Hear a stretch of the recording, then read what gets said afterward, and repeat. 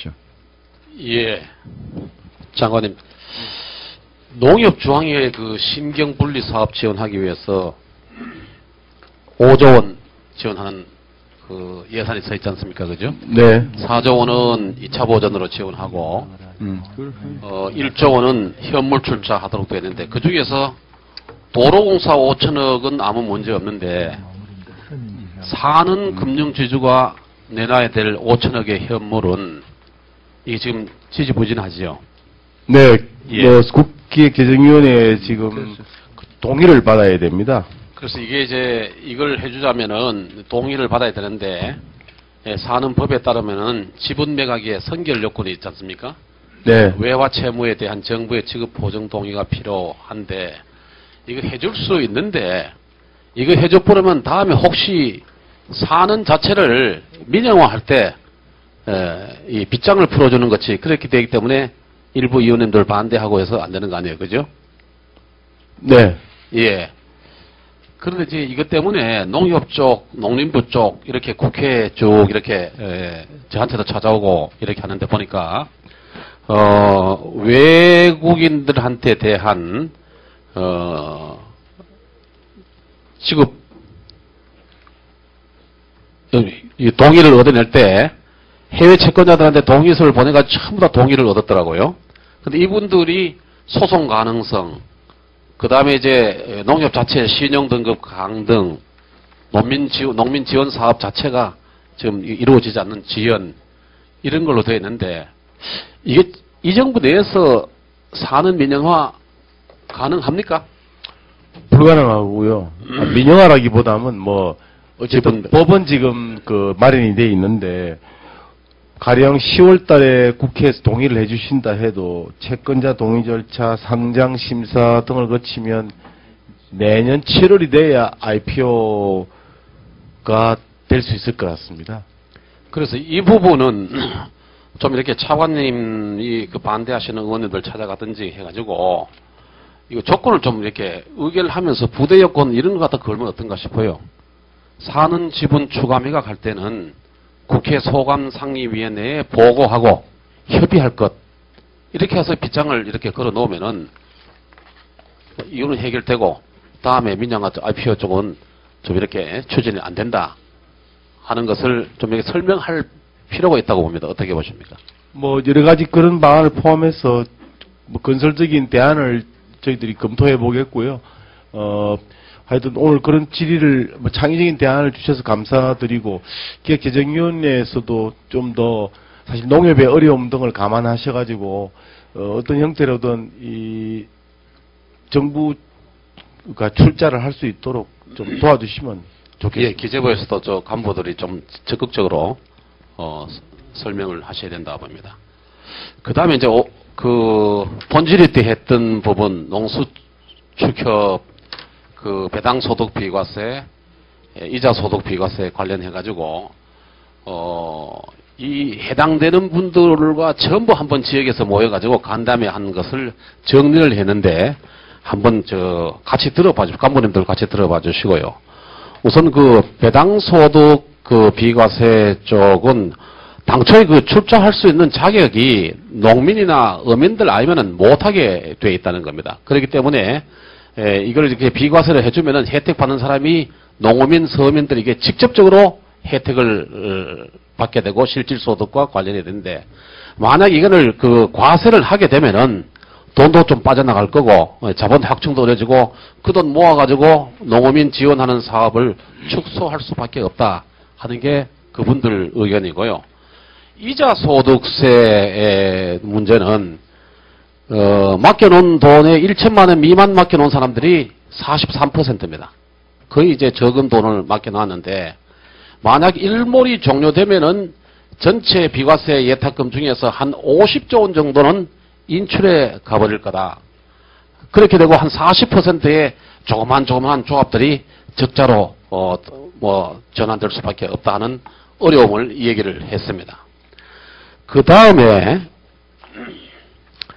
그 당기순이익 9% 과세 특례 이건 정부 정책의 이중성 이런 것들을 막 공격을 하니까 참 난감했는데 최근 10년간에 200여 개 조합들이 합쳤습니다. 그리고 200개 조합이 없어진 거죠.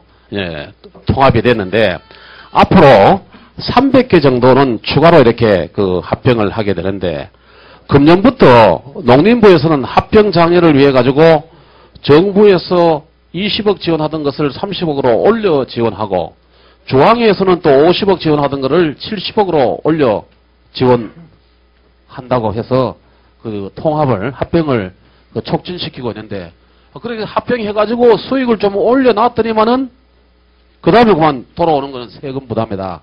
이런 이제 걱정을 하면서 조금 이렇게 말미가 있는 부분은 9% 하는 거를 15%로 이렇게 두 계산을 하는데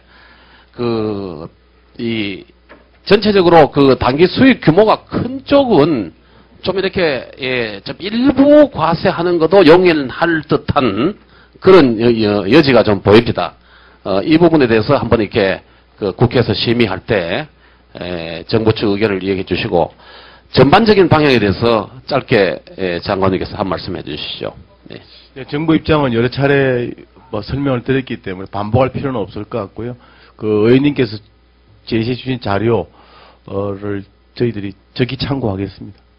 예, 있습니다. 예. 김광림 의원 수고하셨습니다. 다음에 김재현 의원님 질의해 주십시오. 예, 경북안동의 김광림 의원입니다.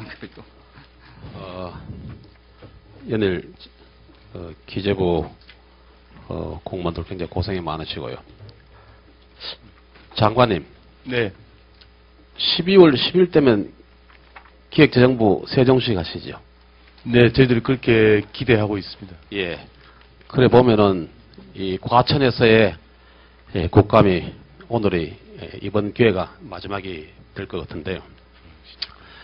언론에서 보니까 그쪽에 이제 주택 시설이 안 좋아가지고 과장님들 대상으로 뭐 이렇게 조사를 해보니까 한 80% 정도는 여기서 다닐 수밖에 없는 형편이다 이렇게 돼 있고 그 내용에 들어가 보니까 현지에 거기 뭐 천마을 아파트가 내년에 그 금년 말에 입주되는 거 하고 이런 것들을 보면은 한 80% 정도가 거주 자체가 불가능하게 되어 있거든요. 그래서 꼭 필요한 게 뭐냐 하고 한 10가지 정도 이렇게 질문한 중에 다른 거는 다 해결되는데 2가지가 해결이 안 된 것 같아요. 첫째 하나는 수도권에서 세종시간에 가는 셔틀버스를 한시적으로라도 집이 마련될 때까지라도 운영이 돼야 된다. 그 다음에 2번째는 국회 내에 좀 일할 수 있는 공간이 스마트 워크 공간이 마련돼야 된다. 이게 아마 희망사항인 것 같습니다. 이게 진척사항이 어떻게 됐나요? 네, 지금 둘 다 예산안에 일부 반영을 했습니다. 통근버스 같은 경우는 내년도 74억 5천만 원을 반영을 해서 세종시하고 인근 지역 대전이나 오송 간 또 세종시와 수도권 간 통근버스를 일부 운영하도록 그렇게 했고요. 그다음에 국회와 중앙청산의 스마트워크 센터 구축 예산도 31억 정도는 반영을 해놓은 상황입니다. 아마 제가 기억하기로는 그 행시 중에 재경직은 예를 들어가지고 기재부에서 합격자 중에 15명 받는다 이러면은 1등부터 15등까지는 지금까지는 계속해서 기재부 희망을 했는데 이번에 수석한 사람이 기재부 아니고 금감위로 신청을 했다 이렇게 두고 금융위 예. 보니까 아마 금융위는 그 세종시로 안 가기 때문에 그렇게 되지 않는다 이를 보는데 다른 이런 일들이 생기지 않도록 하기 위해서 주택 문제 될 때까지는 통근버스 문제 그 다음에 서울 와서 이렇게 일을 할 수 있는 공간에 좀 힘을 쏘아주시기 부탁을 드립니다. 네, 명심하겠습니다. 그 다음에 지난주에 이어서 이제 농업 문제인데 농업은 이렇게 보면은 이 어그리컬처라는 이 단어 자체가 라틴어에 보니까 어그리가 흙이라는 거고 컬처 자체는 경작하다, 뭐 이렇게 문화 이런 쪽으로 되어 있습니다. 이걸 하면서 제가 세출 쪽에 말씀드렸을 때 이제 더 이상 이 농업 쪽의 지원이 또 농업 자체가 비즈니스 차원에서 보지 말고 문화나 민족 자산, 보존해야 될 민족 자산 차원에서 봐주십사 하고 세출 그 얘기를 할 때 전체 예산 중에 농림수산식품부 예산이 4.5%인데 미국이나 다른 데 비해 가지고 보면은 낮다.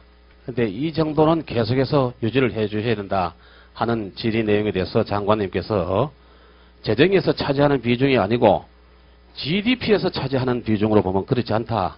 이렇게 말씀 주셨는데 제가 종합질의 때 또 질의를 드리겠습니다만 분모를 GDP로 하게 되면 소득 수준 문제도 있고 그 농업 인구에 또 분자에 가면은 농업 인구의 숫자 문제도 있고 하기 때문에 다시 한번 검토를 해 주시고요. 그러면서 저도 이제 농업 정책이 목표를 하나 정해져 있는데 농어가의 평균 소득이 251만 원인데 전체 국민의 평균 소득이 382만 원. 그렇지만 그 중위수로 보면은 350만 원 정도 되니까 한 100만 원 가까이를 올려야 되는데 앞으로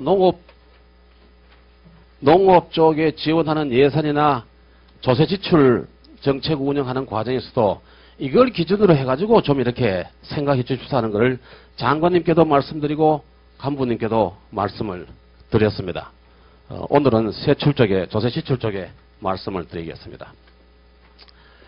지금 그 농림수산식품 분야의 국세 가면 조세 지출 보면은요, 그동안에 전체 분모 중에서 18%에서 쭉 내려오다가 금년도에는 16%로 좀 올라오는 것이 되어 있지만은 사실은 이건 보니까 한미 FTA 관련된 대책들이 추진되면서 이렇게 되어 있기 때문에 이걸 조세 지출 결산서를 제출할 때 만들 때 이제 그런 쪽을 좀 설명을 해 주십시오. 전체적으로 보면은 쭉 줄어 들어오는 그런 추세에 있습니다. 네, 그 다음에 사람들이 이제 농촌에 가서 살도록 해야 되는데 왜 안 가느냐 하는 것을 금년에 리서치에서 조사를 했습니다. 그렇지만은 아프면 찾아갈 병원이 적고 놓을 때도 불편하고 한쪽이 제일 높고 거의 30%대가 의료, 기초소득, 그 다음에 일자리 이런 쪽에 때문에 좀 어렵다 이렇게 대답을 했습니다. 이 관련해 가지고 몇 가지 조세 지출 말씀을 드리겠습니다. 그 다음 병도 농촌 쪽이 도시보다는 유병률이 높고요. 그 다음 현재 그 병원 의료 쪽인데 인구 30만 미만 지역에 있는 의료법인의 경우에는 혹시 돈이 그 이익금이 나면은 고유 목적 사업 준비금 송금 한도 그러니까 돈 벌어 가지고 뭐 입원실을 좋게 한다든지 CT를 산다든지 이런 쪽에 투자를 하면은 번 돈의 80%까지는 이렇게 면세 조치를 해줄 수 있도록 되어 있습니다. 근데 이게 금년에 12월 31일 날 끝나는데 이 한도를 일반 도시의 대학 병원 같이 100%로 좀 늘렸으면 좋겠고 그리고 일몰도 한 2년간은 연장을 해줬으면 좋겠다. 이런 말씀을 드리면서 의견을 여쭙습니다. 그런데 이게 왜 그렇게 하느냐 보면은 2년 전에 이게 이 80%로 정할 때 한 200억 정도의 세수감이 있을 거다. 다음으로 쳐줬어요. 이 세수감이 있을 거다. 이렇게 했는데 실제로는 세수감이 하나도 일어나지 않았습니다. 또 설사 일어난다고 하더라도 이거는 장래에 긍해서 들어올 세수가 안 들어오는 거지 이걸로 인해 가지고 기존 세수를 깎아먹는 게 아니기 때문에 조금 이렇게 병원에서 아직 흑자를 내지 못했지만 점점 이런 제도를 활용해 가지고 조금 확충하고 이렇게 해나갈 수 있도록 100%까지 비과세 혜택이 될 수 있도록 해서야 된다 이렇게 생각을 합니다. 짧게 한번 의견을 말씀해 주시죠. 네, 의료법인은 사실상 수익 사업을 목적으로 하는 법인이기 때문에 이 고유 목적 사업 준비금을 허용하는 것 자체가 과세 특례에 해당이 됩니다. 근데 이제 뭐 2년 전에 대학병원하고 일반 그 의료법인하고 이 중간쯤 되겠다고 봐서 80%로 설정을 하지 않았습니까? 네. 그리고 이제 이게 그렇게 한 지가 아직 얼마 안 됐고 시간도 그래서 좀 이 80% 설정한 것이 얼마나 효과가 있는지 이를 좀 봐가지고 추가 확대할 건지를 결정을 하는 게 좋을 것 같고요.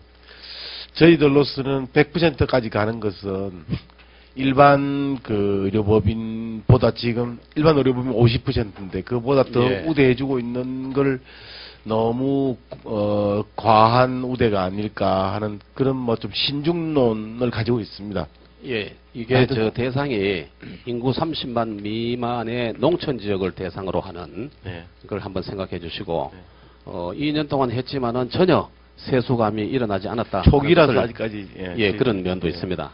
좀 그래서 한번 이걸 기다렸다가 한번 조금, 보시죠. 뭐. 예. 그럼 이해를 일단은 그 금년도 말에 일몰 기한이 오는 거는 조금 더 이제 그건 적극적으로 연장을 검토를 뭐- 하고 80을 어떻게 할지 하는 거는 좀 더 논의되는 걸로 그렇게 보겠습니다. 그 다음에 문제는 지금 정부에서 국회에다 안을 내놨습니다만은 농수, 축협, 신협, 새마을 이쪽에 몇 가지 그 비과세 일몰 기간을 이제 중지시키는 걸로 좀 되어 있지 않습니까? 우선은 제일 이제 큰 게 농민들이 농협에 출자를 했을 때 출자에 대해서 배당금을 받을 때 그 배당금에 대해서 비과세 하던 것을 과세로 하겠다. 그 다음에 또 농협이나 신협이나 새마을에 예금을 했을 경우에 이자 수익에 대해서도 다시 세금을 비과세를 면제하던 것을 원위치로 하겠다. 그 다음에 농협에서 농협이 이제 뭐 농산물도 팔고 뭐 이렇게 해서 운영 수익이 생겼을 때 배당 수익에 대해서 현재 9% 세금 먹이고 있는 것을 군에서 15%로 나누어서 과세를 조금 강화하겠다 이렇게 되어 있지 않습니까? 되어 있는데 우선 먼저 이러한 것들이 우선 큰 돈이 아니고 대상이 농어민이고 또 신협, 새마을 이렇게 서민들 대상이 되어 있고 또 시점도 이렇게 되어 있다 싶어서 제가 이렇게 일몰 기간을 연장하는 법안을 제출해 놓고 있습니다. 국회 심의 과정에서 논의가 되겠습니다만은 여기에 대해서 장관님 한 말씀 해주시죠. 네, 이 역시 3년 전 국회에서 여야 합의로 이제 일몰 기간을 설정하고 차츰차츰 그 비과세 감면을 좀 정비하는 방향으로 이렇게 했던 것에서 저희들이 그래도 너무 이게 좀 급진적으로 가면 농민들께서 어려우시겠다 해서 조금 더 이 비과세 감면의 축소 폭이 완만하게 진행이 되도록 나름대로 저희들도 고심 끝에 마련한 대안이기 때문에 의원님의 적극적인 협조를 저희들이 기대하고 있습니다. 예, 부족한 부분은 추가 질의 때 하도록 하겠습니다. 고맙습니다. 예, 김건희 수고하셨습니다. 다음에는 안민석 의원님 질의해 주십시오.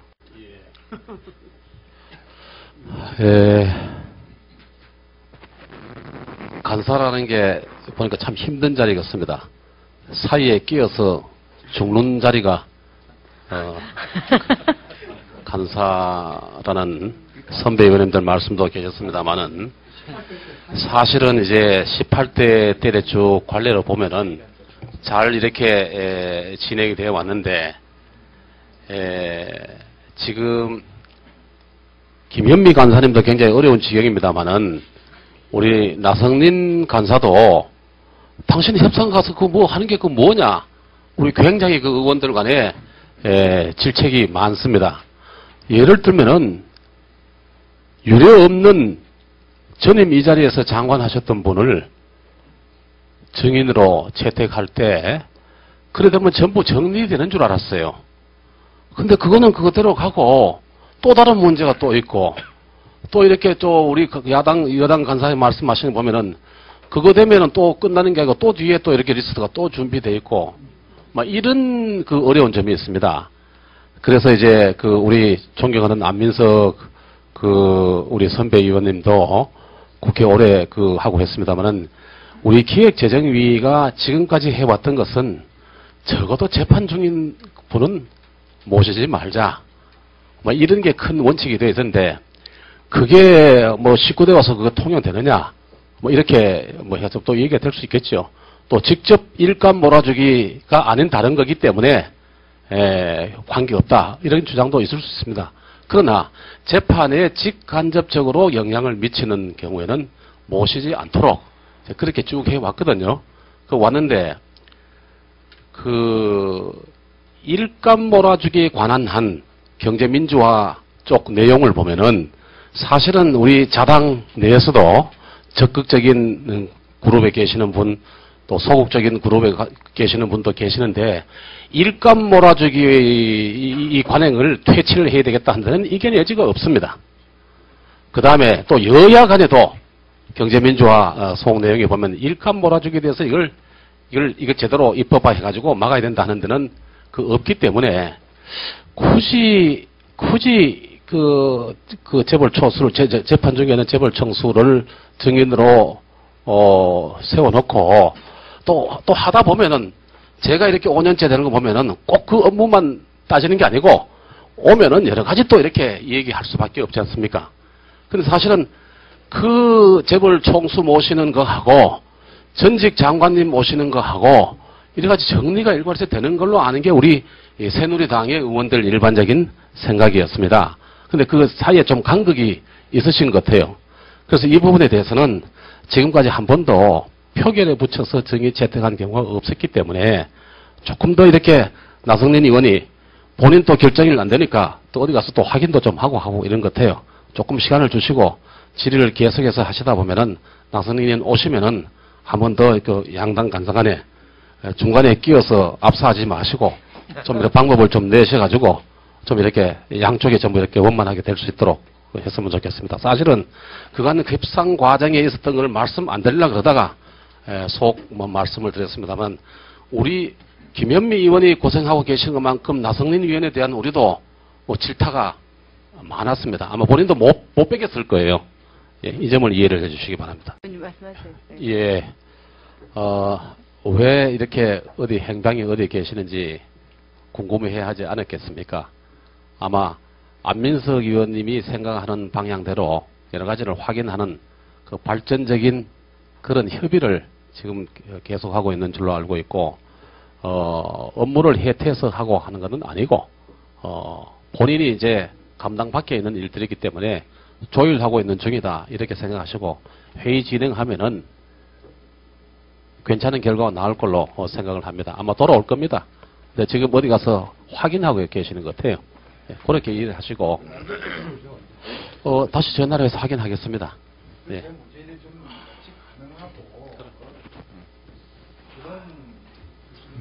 들어요. 김현미 강사님께는 말씀드리고 간 거거든요. 알고 계세요? 예. 조금 해주시면은, 예. 내가 통화했어요. 올 겁니다. 위원장님 안 계실 때 의견하자고 그러려고 그랬어요. 그래도 10분 내로 요 근처에 계시면 빨리 오시라고 했어요. 제가 또 다른 간사님께 공개적으로 좀 드릴 말씀이 있어요. 알았어.